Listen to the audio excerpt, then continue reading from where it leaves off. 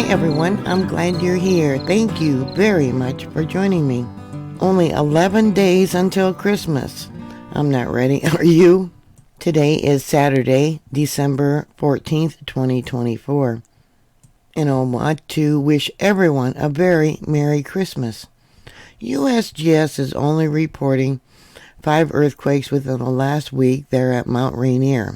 One young lady in our community wrote me a message asking about earthquakes and what I thought that's going on there. She lives close to this location and mentioned how her dog don't even want to lay on the floor. Insist on laying up probably the couch or maybe the bed and has been very uneasy. They are reporting, 2 earthquakes yesterday, but they're relatively small. A 0.5, which was 4.0. 4 miles in depth, and a 0.6 that was 5.2 miles in depth. And then on the 10th there was a 0.0, a real small one. And then on the 8th a 0.9 and a 0.6. Yeah, they're not reporting all the earthquakes in that location. The one that I found that did pick up the most recent earthquake the best, which occurred at 5:55 a.m. local time. That was on Mount Mildred that picked up the best location. All these picked it up that I have listed here. But Mount Mildred or Mildred Point, that actually picked up the best signature. This is the signature of the earthquake. Right there in the dark blue is the actual earthquake. And it came in as a magnitude 2.66. You can see we got fault movement.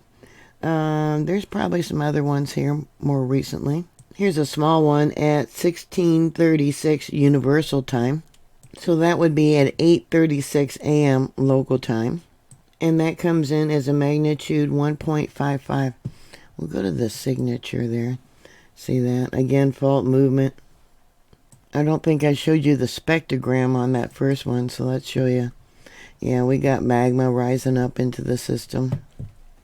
I haven't really looked that closely at the different earthquakes, but here you can see we got heated water and gases coming up. That was probably late last night, early this morning, and also right here.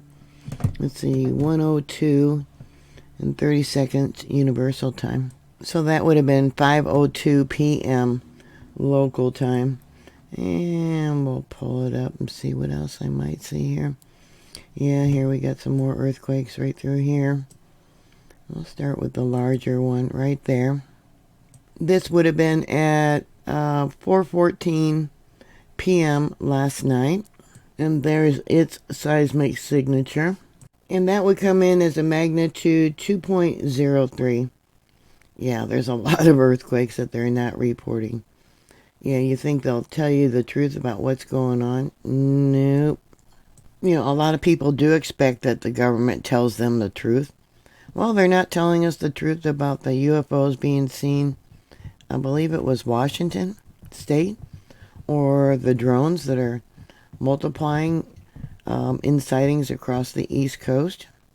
I have showed you over the years all the earthquakes that they don't report. Once again, this is a magnitude 2.03. Okay, there's one right before that, right there. That would have been at 4:10 p.m. yesterday. Here's the signature. Yeah, that's magma on the move. We do know that multiple volcanoes around that location, they do have magma slowly ascending, rising up for another eruption. This comes in as a magnitude 2.07. There was another one afterwards, right there. That's magma also. At 4:22 p.m. yesterday. That one comes in as a 1.74. And we got another. This one looks like a long duration one, it looks like. Let's go to the seismic signature. Yeah, there it is. Okay, I found it. This looks like maybe a fault movement, possibly a channel opening up under the ground, a crack opening up under the ground. This one comes in as a magnitude 1.85. Might be a little bit stronger. I cut it off really short. So that would have been at 4:56 p.m. yesterday. So if your dog's not wanting to land on the floor, probably because it can feel the vibration coming up through the ground there. I don't know if your house is up off the ground, but yeah. And then let's see, we got another one right there. Now this was also yesterday. 12:18 Universal. Oh, excuse me, day before yesterday. Yeah, a slow-moving earthquake. Okay, so let's see what it possibly could have been. A magnitude 2.25. Yeah, and that is a mixture of fault movement and magma rising up. You know, a lot of people can't move out of different areas because of family or work, or maybe they're going to school. But you definitely cannot depend upon the government to let you know what's going on and come to your rescue when it does happen. You know, they didn't even give a warning. They probably knew when Mount St. Helens was going to go off. 19 people, I believe it was, were killed. Yeah, you can only depend on yourself. Only yourself. Yeah, so that's the latest. You got some more activity. It looks like some little stuff right down here when I pulled the files. Yeah, see that? Magma coming up into the system there at Mount Rainier. I hope you're prepared. You should have everything bolted to the wall. You should have a bug out kit in case you have to evacuate. I don't know how close you are to Mount Rainier. You left that detail out. You did say you're close to it, but you didn't state, you know, in what location. Yeah, I would have food, water, medical supplies, extra pet food. I would also have a gas mask for the ash, because if ash gets into your lungs, it's like cement. You can't cough it up because it's got little shards of glass in there, and it won't be expelled by coughing.